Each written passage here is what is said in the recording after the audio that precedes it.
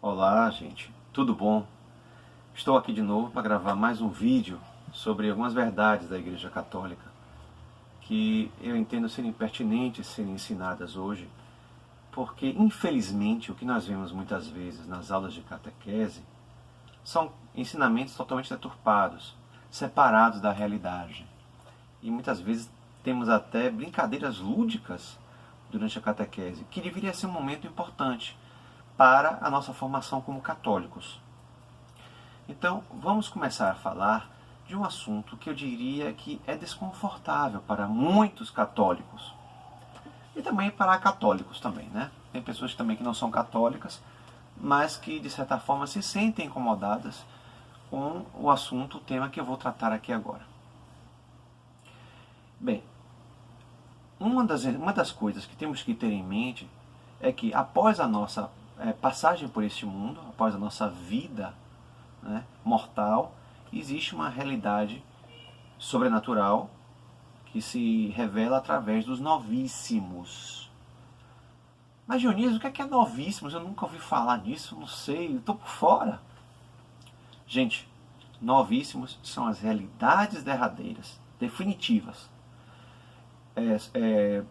que nós teremos que encarar após a nossa passagem por esse mundo, após a nossa morte, que é o primeiro novíssimo que temos que encontrar, e os outros novíssimos, que são o purgatório, o inferno e o céu, né? E a ressurreição dos mortos com o juízo final. Né? Com a morte se dá algo que chama-se juízo pessoal. Vamos falar dessas coisas depois. Eu queria se centrar no inferno. Porque, infelizmente, o que nós vemos muitas vezes são padres fazerem pregações totalmente equivocadas sobre o inferno. Gente, a revelação, as escrituras, a tradição da igreja, né, a revelação pública daquilo que nós temos como cristianismo, né, dessas verdades que Deus nos mostra, envolve a questão do inferno. Né. Aí tem gente perguntando, por que Deus é tão justo, é tão bonzinho? Por que ele faz algo que dá tanto medo e que é eterno no entendimento da igreja? Justamente porque sua misericórdia infinita não pode estar dissociada de sua justiça infinita. E, infelizmente, existe essa realidade do inferno. Como, felizmente, existe a realidade do céu, que vamos tratar disso em outra aula. Em primeiro lugar, o que é o inferno? Inferno é lugar ou estado, pode ser as duas coisas, pelas quais, tendo em vista as nossas aceitação ou não de nosso Senhor Jesus Cristo em nossas vidas, que se sedimenta com a morte, aceitação ou não de Jesus. Com a morte dá-se a petrificação, solidificação, ou, dizem alguns, fossilização da nossa vontade. A nossa vontade, se você morre no pecado mortal, né, não confessado ou não arrependido, né, pelo qual não há contrição perfeita, que é o ódio ao pecado, né, mortal, e não há uma confissão. Você pode não confessar um pecado, mas se arrepende dele e o detesta, já é um caminho, já é um primeiro passo para a sua salvação. Mas aqueles que morrem em situação de pecado mortal, quais são, Dionísio, quais são os pecados mortais? Os 10 mandamentos, gente. Qualquer pecado cometido contra os 10 mandamentos é um pecado mortal. Não é? Os 3 primeiros mandamentos dizem respeito a Deus. Os outros 7 aos homens e suas relações entre si. Não vamos tratar dos mandamentos aqui agora. Vamos tratar da realidade terrível, trágica do inferno. E que, infelizmente, o que menos se vê na igreja hoje em dia são padres falarem do inferno. Porque eu não quero que meus fiéis sintam medo ou pavor dos meus ensinamentos na igreja, dos meus sermões, das minhas homilias. Eu quero ser popular. Está errado. Você que é sacerdote, que está ouvindo isso aqui que eu estou falando nesse momento, raciocínio. O que é mais importante? É você ser popular ou você salvar almas? A verdade não angaria simpatias, mas angaria a salvação. Porque através da verdade, os corações se abrem para Cristo, que é a verdade. Então, aqueles que morrem no estado de pecado mortal, sem a contrição ou sem a confissão, né? Sem a contrição perfeita ou sem a confissão, a contrição leva à confissão dos pecados, né? Essas pessoas estão condenadas ad eterno. Por quê? Porque ofenderam a glória de Deus, ofenderam a nosso Senhor, que é Deus e tem um valor infinito. Então, se você morre nessa situação de pecado, sua vontade fica petrificada neste apego ao pecado. E a pessoa, o condenado, chamado réprobo, quando ele morre, uma vez julgado, né, ele é destinado a esse lugar de penas terríveis e eternas. Dionísio, quais são essas penas terríveis e eternas? É só o fogo? Não, calma, o fogo é apenas um aspecto. O pior de todos os aspectos, a perda de Deus. Ou como se diz na linguagem teológica, a pena do dano. O que é o dano? A perda de Deus. Você perde Deus, você perde tudo. Porque Deus é a vida, a sabedoria, a beleza, o amor, a misericórdia. Deus não é só justo, Deus não é só misericordioso, Deus não é só amoroso, Ele é justiça, misericórdia, amor, beleza. Então não são somente qualidades. Deus detém em si todas essas virtudes, essas qualidades, né? Porque Deus não muda, Deus é perfeito. Perder Deus é perder a vida. E a segunda morte é justamente perder a nosso Senhor, perder a Deus, a quem devemos amar. Por isso que o temor a Deus é importante. O temor a Deus, como diz a Bíblia, né? O temor a Deus é o início da sabedoria, né? O primor, o início, aquilo que dá realmente a passagem para a sabedoria. E não é o temor que nós devemos ter medo de Deus. Devemos estar dotados do temor em ofendê-lo por sua bondade, por sua misericórdia, né? Porque Ele não há como classificar todos os atributos dos quais Deus carrega em si como ente, né? A beleza, a vida, o amor, a misericórdia. Então, uma vez que você perde isso, você perde tudo. Perder Deus é perder tudo, né?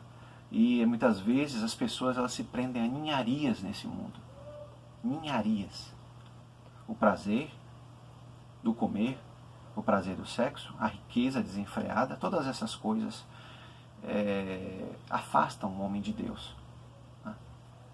E em troca dessas ninharias, do amor ao dinheiro, o egoísmo, a vaidade, então por todas essas coisas se perde Deus.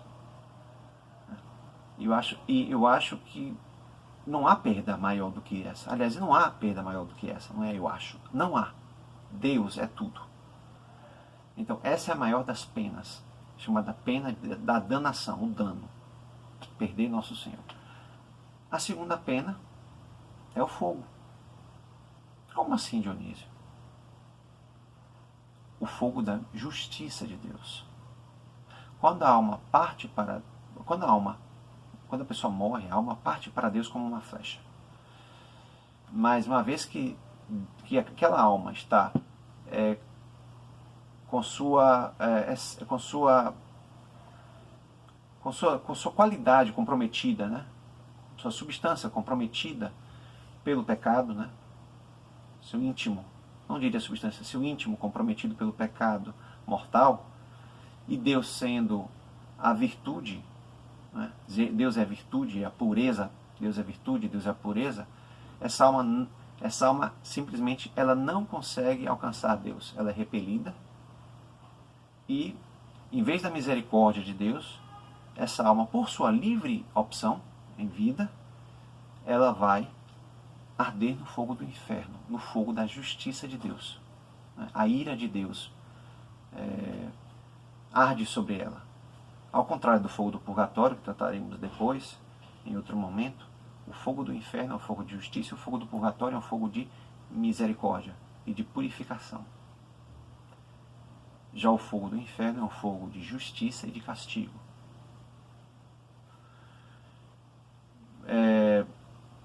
Dionísio, como é que você sabe tudo isso? Primeiro porque a própria Bíblia fala, né? Jesus disse que é mais importante para o homem, muitas vezes, é mais importante ao homem entrar no céu sem um olho, sem uma mão, sem uma perna, do que entrar no inferno com todos os olhos, todas as mãos, todas as pernas, no sentido de que devemos engendrar todos os nossos esforços para alcançarmos o céu, que é a presença de Deus. E esse fogo do inferno, esse fogo vingador, esse fogo que não é purificador, é fogo de castigo e de justiça, ele queima o corpo e a alma, o corpo no fim do mundo com a ressurreição, e a alma, mas não os consome. Quando a pessoa morre, queima a alma, né? Mas não queima o corpo que está na terra, mas com a ressurreição dos mortos, o corpo segue o destino da alma. Como diz o Evangelho de São João, né? Que haverá aqueles que ressuscitarão para a vida e outros para o juízo. E eu acho que nesse tempo que eu estou gravando esse vídeo, que eu estou gravando agora no tempo de Quaresma, é uma boa reflexão a ser feita.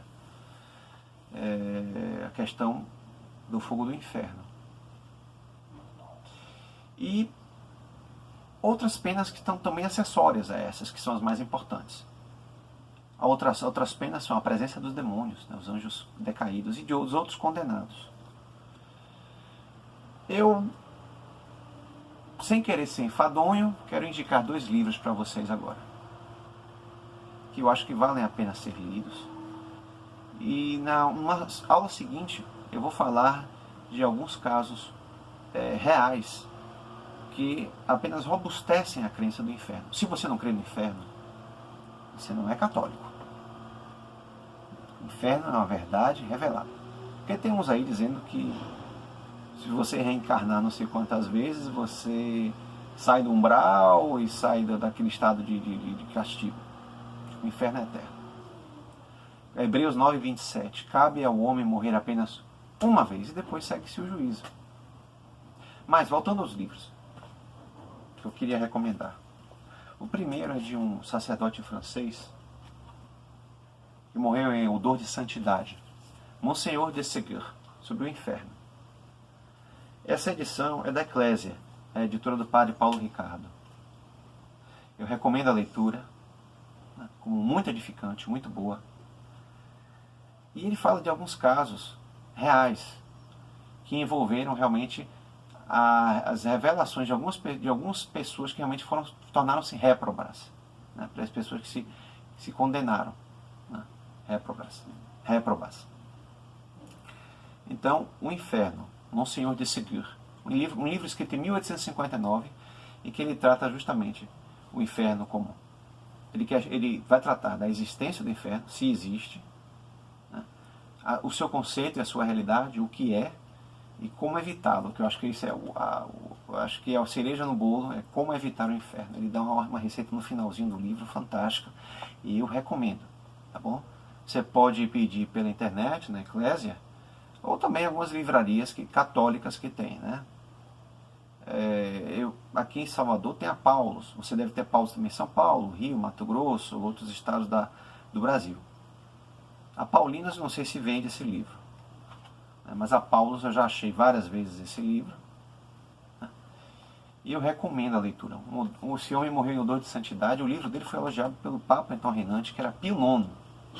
O livro foi elogiado por Pio IX, né? O Beato Pio IX. Então eu recomendo. O outro livro, pequenininho, né, é da Arte Press, é um livro muito bom, Carta do Além. É a história de uma moça que na Alemanha, um pouquinho antes da guerra, ela tinha adentrado um convento, e ela conta como, através de uma revelação, de um sonho, né, de uma revelação particular que o Nosso Senhor permitiu, ela tomou conhecimento de uma antiga amiga de infância dela, né, que infelizmente, se condenou. E foi analisada, inclusive, por autores ortodoxos, essa carta. É um livro fininho. Eu já tinha lido em PDF, eu comprei agora essa versão que ainda está até no plástico. Como eu já conheço, só para enriquecer minha biblioteca, eu já li em PDF. É um livro maravilhoso. Eu fico muito contente em ver livros católicos bons serem republicados, redescobertos pelas pessoas. E esse é um dos livros que eu recomendo. Então, O Inferno de Monsenhor de Ségur, editora Eclésia, tá vendo? E Carta do Além, tá vendo? Da Arte Press.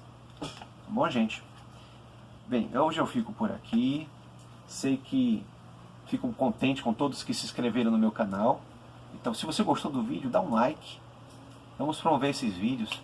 E se você não se inscreveu, gente, se inscreva, tá bom? E se inscreva de uma forma que você receba as notificações quando saírem novos vídeos meus, tá bom? Então vamos estudar pura doutrina católica. Muito obrigado a todos. Um abraço.